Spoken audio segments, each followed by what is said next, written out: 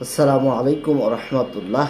আলহামদুলিল্লাহ আলহামদুলিল্লাহি ওয়া কাফা ওয়া সালামুন আলা ইবাদিহিল্লাযিনা ইসতাফা, আম্মা বা'দ। প্রিয় বন্ধুরা, আজকে আবার একটি নতুন ভিডিওতে একটা বার্তা নিয়ে এসেছি। এই বার্তাটা হচ্ছে দাওয়াতের বিনিময়ে কিছু চাওয়া নয়, অর্থাৎ আল্লাহর দাওয়াত দাও কিন্তু প্রতিদান সেটা আশা করো না।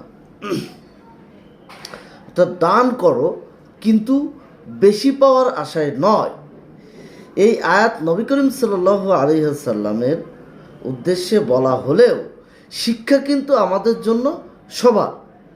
এই শিক্ষাটা একমাত্র আমাদের জন্য, সবার জন্যই এই মেসেজটা দেওয়া হয়েছে।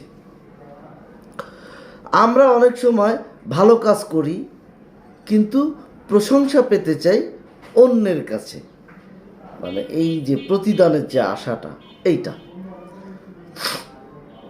কিন্তু আল্লাহ তাআলা বলেন তোমার প্রভুর জন্য করো। দাওয়াত বা সাহায্য যদি স্বার্থহীন হয় সেটাই হচ্ছে খাঁটি আমল। আমরা আশা করব দাওয়াত আমরা দিব কিন্তু কোনো কিছু প্রতিদান আশা করব না। প্রতিদানটা একমাত্র মহান আল্লাহ তাআলাই দেবেন। আল্লাহ আমাদের কবুল করুন, আমিন।